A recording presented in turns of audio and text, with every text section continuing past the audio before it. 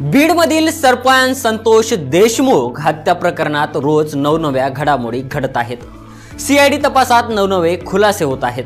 त्यामुळे आज सर्वात मोठी अपडेट समोर आली आहे। केज तालुक्यातील मसाजोगचे सरपंच संतोष देशमुख यांच्या हत्या प्रकरणासंबंधित खंडणीच्या गुन्ह्यात अटकेत असलेल्या वाल्मिक कराडवर मकोका लावण्यात आला आहे। ही बातमी खरी आहे का आणि त्या हत्येवेळी करण्यात आलेला व्हिडिओ कॉल नेमका कोणाला केला होता, पाहुयात याच विषयावर सविस्तर माहिती। नमस्कार, मी रामेश्वर जामगे आणि तुम्ही पाहत आहात विषय चर्चेतला। बीड जिल्ह्यातील मसाजोग येथील सरपंच संतोष देशमुख यांच्या हत्याकांडाला जवळपास 35 दिवस उलटून गेलेत। याचा तपास हा सीआयडीच्या धर्तीवर चालू आहे। सीआयडीच्या तपासात रोज नवनवे खुलासे होत आहेत आणि या सगळ्यामध्ये एक नाव चर्चेचं ठरलं आहे, ते म्हणजे मंत्री धनंजय मुंडे यांचे निकटवर्ती असलेले परळीचे वाल्मिक कराड। त्यांना अटक करण्यासाठी पोलीस पथक रवाना झाले होते। ते काही दिवस फरार झाले आणि नंतर एखाद्या सिनेमाला लाजवेल अशा अंदाजात त्यांनी पुणे येथील सीआयडी कार्यालयात पोलिसांकडे स्वतःला स्वाधीन केलं। त्यानंतर त्यांच्यावर मकोका लावण्याची मागणी मोठ्या प्रमाणात होत होती।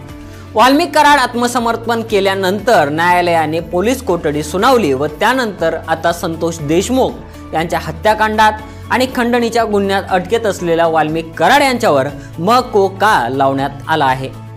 त्याआधी कोर्टाने त्याला 14 दिवसांची न्यायालयीन कोठडी सुनावली आहे। दरम्यान एसआयटीच्या अधिकारी वाल्मिक कराडला घेऊन मकोका कोर्टात गेले आहेत। याआधी या प्रकरणातील 8 आरोपींवर मकोका कायद्याअंतर्गत गुन्हा नोंद करण्यात आला आहे। यामध्ये सुदर्शन घुले, विष्णू चाटे, सुधीर सांगळे, जयराम चाटे, सुधीर घुले, प्रतीक घुले, कृष्णा आंधळे आणि सिद्धार्थ सोनवणे यांचा समावेश होतो।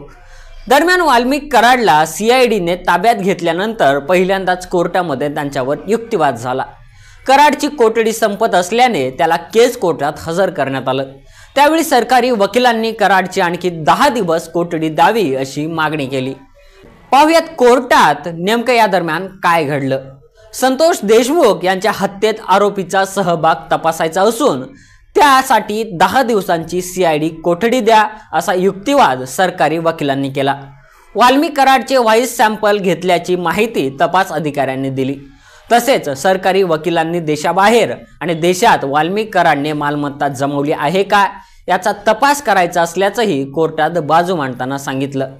तसेच अट्रॉसिटीच्या गुन्ह्यात तपास करायचा असल्याने 10 दिवसांच्या कोठडीची आवश्यकता आहे असा युक्तिवाद सरकारी वकिलांनी केला। त्यावर वाल्मिक कराडचे वकील म्हणाले, सीआयडी कोठडी न देता न्यायालयीन कोठडी द्यावी अशी मागणी कोर्टाकडे केली। तसेच सगळा मुद्देमाल जप्त करण्यात आलेला आहे। संपत्तीची माहिती घेण्यासाठी पोलीस कोठडी का असाही सवाल त्यांनी यावेळी उपस्थित केला। यावर सरकारी वकिलांनी आरोपीने इतर कोणाच्या नावावर संपत्ती खरेदी केली आहे का याचा देखील तपास करायचा आहे असं कोर्टाला सांगितले। आरोपीचे वकील सिद्धेश्वर ठोंबरेंनी 15 दिवसांची पोलीस कोठडी पुरेशी असून सर्व मुद्देमाल जप्त केला आहे। वाल्मिक कराडचा व्हॉइस सॅम्पल घेतला आहे।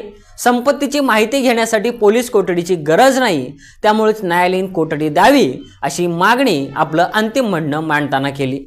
त्याचबरोबर हत्येवेळी व्हिडिओ कॉल करण्यात आला असा आरोप केला जात होता। आता यावर माहिती समोर येत आहे ती अशी की देशमुख यांना मारहाण होताना केला गेला व्हिडिओ कॉल हा कोणत्या व्यक्तीला नव्हे तर मोक्कारपंथी नावाच्या एका व्हॉट्सॲप ग्रुपवर प्रतीक घुलेने केला होता। हा व्हिडिओ कॉल 17 ते 19 वर्ष वयोगटातील 6 जणांनी पाहिल्याचे समोर आले आहे। यावर तुम्हाला काय वाटतं? या प्रकरणात न्यायालय कोणती भूमिका घेईल ते कमेंट करून सांगा आणि असेच नवनवीन व्हिडिओ पाहण्यासाठी विषय चर्चेतला या YouTube चॅनलला सबस्क्राइब करा। धन्यवाद।